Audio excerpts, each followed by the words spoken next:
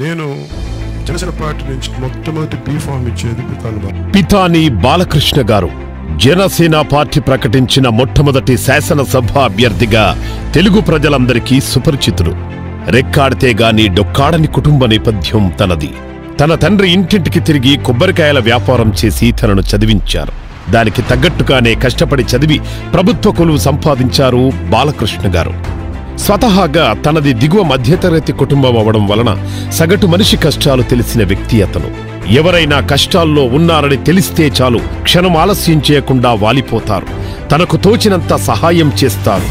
ఉన్న చిన్నపాటి ఉద్యోగంతో వచ్చే సంపాదనలోనే కొంత ప్రజాసేవకు ఖర్చు చేసే మనసున్న మారాజు. తనకింకా 8 సంవత్సరాలు సర్వీసు ఉన్న సమయంలో వైసీపీ అధినేత జగన్మోహన్ రెడ్డి గారు ముమ్మిడివరం శాసనసభ నియోజకవర్గం నుండి సీటు ఇస్తానని మాటిచ్చి తన పార్టీలోకి ఆహ్వానించారు.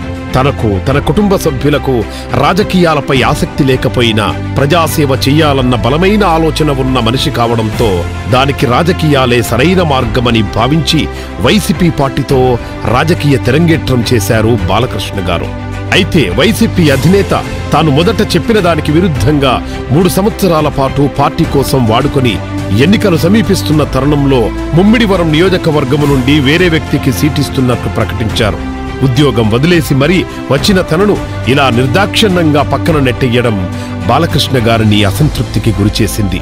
వైసీపీ తనను వాడుకొని వదిలేసిన ప్రజలు, కార్యకర్తలు, అభిమానులు మాత్రం ఆ కష్టకాలంలో తనకు వెన్నుదన్నుగా నిలిచారు. దానికి ఉదాహరణగా అతని పుట్టినరోజు సందర్భంగా సుమారు 25,000 మందితో ఒక ర్యాలీ నిర్వహించారంటే అక్కడి స్థానిక ప్రజల్లో బాలకృష్ణ గారి పట్ల ఉన్న నమ్మకం, గౌరవం, ఆదరణ ఇట్టే అర్థమవుతుంది. ప్రజాసేవ చేయాలన్న మంచి తలంపుతో వచ్చిన వ్యక్తి కావడంతో దెబ్బతిన్నప్పటికీ వెనకడుగు వెయ్యకుండా, ఆత్మవిశ్వాసం కోల్పోకుండా దృఢంగా ఉన్నారు. తన శ్రేయోభిలాషులు మరియు ప్రజలు, కార్యకర్తలు అభీష్టం మేరకు జనసేన పార్టీ సిద్ధాంతాల పట్ల అమితాకర్షితులై తన లక్ష్యానికి సరైన మార్గం జనసేనే అని తలచి శ్రీ పవన్ కళ్యాణ్ గారి సమక్షంలో తన అనుచరులతో జనసేన పార్టీలో చేరారు. ఊహించని రీతిలో జనసేనాని పార్టీ తరపున మొట్టమొదటి బీఫామ్ తనకు ప్రకటించడంతో ఉద్వేగానికి లోనై కన్నీట పర్యంతమయ్యారు బాలకృష్ణ గారు. అది తనకు వచ్చిన గౌరవంలా కాకుండా తనపై పవన్ కళ్యాణ్ గారు పెట్టిన బాధ్యతగా భావించి పార్టీ సిద్ధాంతాలను, మేనిఫెస్టోని ప్రజల్లోకి తీసుకెళుతూ అనునిత్యం ప్రజల్లో ఉంటూ వివిధ వర్గాలతో మమేకమవుతూ జనసేన ప్రారంభించిన జనబాట మరియు జనసేన తరంగం లాంటి ఎన్నో వినూత్న కార్యక్రమాలతో నియోజకవర్గ పరిధిలో దూసుకుపోతూ పార్టీ గెలుపుకై అహర్నిశలు శ్రమిస్తున్నారు బాలకృష్ణ గారు. ఉద్యోగరీత్యా తన సర్వీసులో చాలా కాలం తన సొంత నియోజకవర్గమైన ముమ్మిడివరం పరిధిలోనే పనిచేసి ఉండటం మూలాన స్థానిక సమస్యలపై పూర్తి అవగాహన ఉన్న వ్యక్తి బాలకృష్ణ గారు. త్రాగునీటి సమస్య, రహదారులు మరియు వంతెనల మరమ్మతులు, మత్స్యకారుల సమస్యలతో పాటు ఇంకా ఎన్నో సమస్యలు పరిష్కరించాలని బలమైన సంకల్పంతో ఉన్నారు పితాని బాలకృష్ణ గారు. ఒక పోలీసుగా ప్రజా సమస్యలను పరిష్కరించే వృత్తిలో కొనసాగిన వ్యక్తి.